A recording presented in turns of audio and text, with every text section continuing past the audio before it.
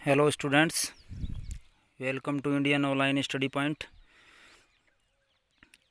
आज हम क्लास 7 के चैप्टर 10 के पार्ट 2 को कंप्लीट करेंगे। इससे पहले हम चैप्टर 10 के पार्ट 1 को कंप्लीट कर चुके हैं, जिसमें हमने cellular respiration, external respiration, aerobic respiration and anaerobic respiration को पढ़ लिया था। एरोबिक रेस्पिरेशन कौन सा होता है? जिसमें ऑक्सीजन रिक्वायर्ड होती है। एनारोबिक रेस्पिरेशन कौन सा होता है? जिसमें ऑक्सीजन रिक्वायर्ड नहीं होती है। सेलुलर रेस्पिरेशन कौन सा होता है? सेल के अंदर होने वाला रेस्पिरेशन सेलुलर रेस्पिरेशन होता है। और एक्सटर्नल रेस्पिरेशन है ब्रीथिंग। तो अब हम ब्रीथिंग के बारे में पढ़ रहे हैं। ब्रीथिंग, इसको द प्रोसेस से स्टार्ट करना है। कहाँ से स्टार्ट करेंगे? द प्रोसेस से। The process of taking in and giving out air for the purpose of respiration is called breathing.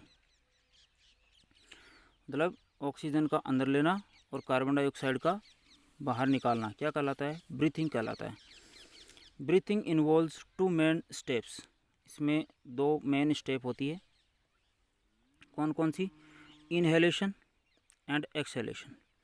During inhalation we breathe in air which is rich in oxygen. Inhalation के दौरान हम हवा शरीर के अंदर लेते हैं, जिसमें मेनली ऑक्सीजन होती है। During exhalation we breathe out air which is rich in carbon dioxide. और एक्सहेलेशन के दौरान हम कार्बन डाइऑक्साइड को बाहर निकालते हैं। तो इसको क्या कहते हैं? इस पूरी प्रोसेस को ब्रीथिंग कहते हैं। कहने का मतलब ऑक्सीजन को अंदर लेना और कार्बन डाइऑक्साइड को बाहर निकालना क्या कहलाता है? ब्रीथिंग कहलाता है। Rate of breathing. Rate of breathing में देखिए, यहाँ से द नंबर से स्टार्ट करेंगे। The number of times a person breathes in a minute is called breathing rate. Number of times, कितनी बार ब्रीथिंग की जा रही है 1 मिनट के अंदर, उसको क्या कहते हैं? रेट ऑफ ब्रीथिंग कहते हैं या ब्रीथिंग रेट कहते हैं। 1 मिनट में हम ऑक्सीजन को कितनी बार अंदर और कार्बन डाइऑक्साइड को कितनी बार बाहर निकाल रहे हैं, उसी के नंबर को, संख्या को क्या कहते हैं? ब्रीथिंग रेट कहते हैं। कितने मिनट में? 1 मिनट में। फिर द रेट से स्टार्ट करना है। The rate of breathing increases when we do heavy physical works such as running, swimming, jogging etcetera. जब ब्रीथिंग रेट है वो बढ़ जाती है। कब? जब हम हार्ड या हेवी फिजिकल वर्क करते हैं, जैसे कि रनिंग है, स्विमिंग है, जॉगिंग है। ये जब वर्क करते हैं हम, तो हमारी ब्रीथिंग रेट बढ़ जाती है। फिर हमें स्टार्ट करना है द ऑक्सीजन से।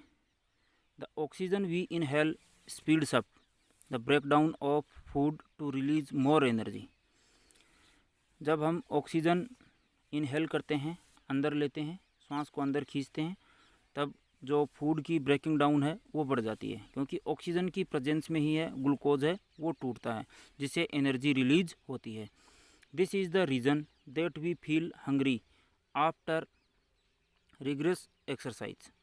जब हम हार्ड एक्सरसाइज करते हैं या हेवी एक्सरसाइज करते हैं, या हम किसी मतलब जिस काम में हमें शारीरिक मेहनत करनी पड़ती है, उस दौरान हम भूख महसूस करते हैं उसके बाद में। तो इसको एक्सरसाइज तक कर लेना है, ठीक है।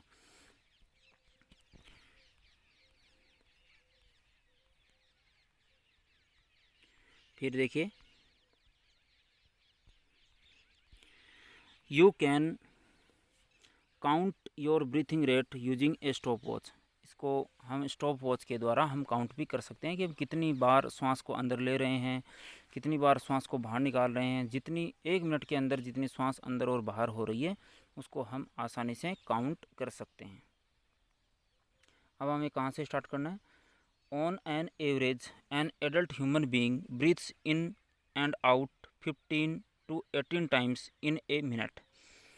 अगर हम एवरेज या औसत की बात करें तो औसतन 15 से 18 बार हम ऑक्सीजन को अंदर लेते हैं और कार्बन डाइऑक्साइड को बाहर निकालते हैं। कितने मिनट में? 1 मिनट में। इट इंक्रीजेज पर मिनट ड्यूरिंग हेवी एक्सरसाइज। जब हम हेवी एक्सरसाइज करते हैं तो पर मिनट इसकी जो रेट है वो बढ़ जाती है, मतलब इसकी संख्या है ब्रीथिंग की वो बढ़ जाती है। The breathing rate decreases when we take rest. और जब हम रेस्ट करते हैं, आराम करते हैं, उस समय इसकी जो रेट है, जो दर है, वो कम हो जाती है। It is faster in children and women than in man. और इसकी जो रेट है वो चिल्ड्रन के अंदर और औरतों के अंदर इसकी रेट ज़्यादा होती है, फास्टर होती है एज़ कम्पेयर टू मैन। मतलब पुरुष के मुकाबले महिलाओं में और बच्चों में जो ब्रीथिंग रेट है वो ज़्यादा होती है। कहने का मतलब 1 मिनट में इनहेलेशन और एक्सहेलेशन, ऑक्सीजन का अंदर लेना और बाहर निकालना, उसके जो नंबर हैं, संख्या है, वो ज़्यादा होती है। किन में? महिलाओं में और बच्चों में। Difference between breathing and respiration. Difference between breathing and respiration, इसमें देखिए पहले वाला जो एरोबिक रेस्पिरेशन है, नाम लिखा हुआ है, इसको हम क्या कर लेंगे? रेस्पिरेशन। केवल क्या लिखना है? रेस्पिरेशन। एरोबिक को हटा दीजिए यहाँ पर। और एनारोबिक जो रेस्पिरेशन लिखा हुआ है उसमें हमें इसको काट कर इसकी जगह क्या लिखना है? ब्रीथिंग। क्या लिखेंगे? ब्रीथिंग। और एरोबिक रेस्पिरेशन की जगह क्या लिखेंगे? केवल रेस्पिरेशन। तो इसको तो रेस्पिरेशन रखना है और इसमें एनारोबिक रेस्पिरेशन की जगह लिख लेना है ब्रीथिंग। ठीक है, तो अब हमें रेस्पिरेशन को समझते हैं। रेस्पिरेशन के फर्स्ट पॉइंट को देखिए। Respiration involves both physical and chemical processes. Respiration के दौरान फिजिकल और केमिकल दोनों प्रकार की प्रोसेसेस होती है।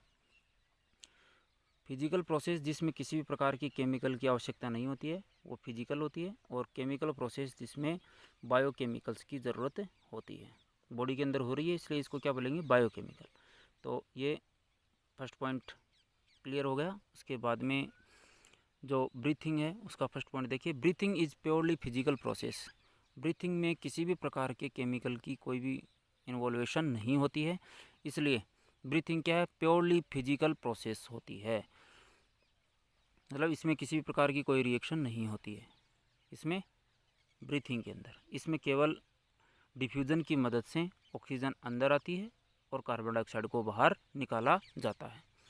फिर देखिए second point, respiration takes place in all the cells of the body.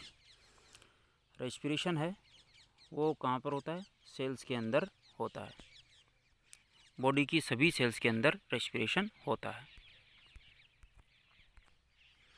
Respiration की जो प्रोसेस है वो कहाँ पर होती है? सेल से पहले क्या होती है? सेल होती है, और सेल के अंदर साइटोप्लाज्म होता है और बीच में न्यूक्लियस होता है, और इस साइटोप्लाज्म में माइटोकॉन्ड्रिया नामक एक ऑर्गेनल पाया जाता है जिसमें रेस्पिरेशन की प्रोसेस होती है और यहीं पर एनर्जी रिलीज होती है।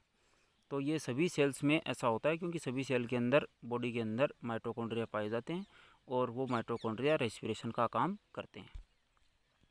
Breathing takes place only in the organs involved in the process. और जो ब्रीथिंग है वो केवल उन ऑर्गन्स के अंदर होती है जो कि इसमें इन्वॉल्व होते हैं, जैसे कि लंग्स के अंदर इसमें नसल कैविटी से होते हुए larynx, trachea, bronchi, bronchioles, alveoli, और एल्वियोली किसका पार्ट होती है? लंग्स का। तो ब्रीथिंग केवल वहीं पर होती है, जो इसमें ऑर्गन इन्वॉल्व होते हैं केवल वहीं पर ब्रीथिंग होती है। फिर थर्ड वाला पॉइंट देखिए। Respiration involves breathing and oxidation of food inside the cell. Respiration में ब्रीथिंग तो इन्वॉल्व होती है और साथ में ऑक्सीडेशन भी होता है। किसका? फूड का। फूड यहाँ पर क्या है? ग्लूकोज। मतलब ग्लूकोज के साथ में ऑक्सीजन मिक्स होकर एनर्जी रिलीज करती है, इसको क्या कहते हैं? रेस्पिरेशन कहते हैं। और जनरली ये क्या कहलाता है? Cellular respiration. और फिर थर्ड पॉइंट देखिए ब्रीथिंग का। Breathing is a part of respiration. जो ब्रीथिंग है वो रेस्पिरेशन का एक पार्ट है, क्योंकि रेस्पिरेशन में ब्रीथिंग भी शामिल होती है। फिर नेक्स्ट पॉइंट देखिए, फोर्थ वाला। Respiration involves oxidation of food to release energy. Respiration है, उसमें ऑक्सीडेशन इन्वॉल्व होता है, मतलब ऑक्सीजन का ऐड होना इन्वॉल्व होता है। टू रिलीज एनर्जी, किसके लिए? एनर्जी को रिलीज करने के लिए। Breathing is the action of taking in oxygen and giving out carbon dioxide. और ब्रीथिंग जो है वो किसको कहते हैं? ऑक्सीजन को अंदर लेना और कार्बन डाइऑक्साइड को शरीर से बाहर निकालना, इसको क्या कहते हैं? ब्रीथिंग कहते हैं। फिर 5th पॉइंट देखिए रेस्पिरेशन का। Respiration is the sum of external and internal respiration. Respiration है वो दो प्रकार का हो गया, external respiration and internal respiration, और दोनों को मिलाकर टोटल क्या कहते हैं? Respiration. Breathing is the sum of inhalation and exhalation. Breathing में क्या होगा? इनहेलेशन और एक्सहेलेशन का योग होता है। कहने का मतलब कितनी ऑक्सीजन अंदर ली गई है, कार्बन डाइऑक्साइड बाहर निकाली गई है, उसी की मात्रा को ब्रीथिंग कहते हैं। इसमें किसी भी प्रकार की कोई केमिकल प्रोसेस नहीं होती है। तो आज हमने कहाँ तक कंप्लीट कर लिया है? रेस्पिरेशन और ब्रीथिंग में डिफरेंस तक क्लियर कर लिया है। अभी तक जो आपको बताया है वो आई थिंक आपको समझ में आया होगा और आपने अच्छी तरीके से समझ लिया होगा। जैसे जैसे अंडरलाइन कर रखा है, बुक में अंडरलाइन कर लेना है पहले, और उसके बाद में अपनी फिर नोटबुक में इसको उतार लेना है। आज के लिए इतना ही है, लेकिन वीडियो स्टॉप करने से पहले हमें ये बात ध्यान में रखनी है कि हमें चैनल को सब्सक्राइब करना है और बेल आइकन को प्रेस कर देना है, जिससे सभी प्रकार की जो नोटिफिकेशंस हैं वो आप तक पहुंच सकें। तो चैनल को सब्सक्राइब कर लीजिए और बेल आइकन को प्रेस कर दीजिए।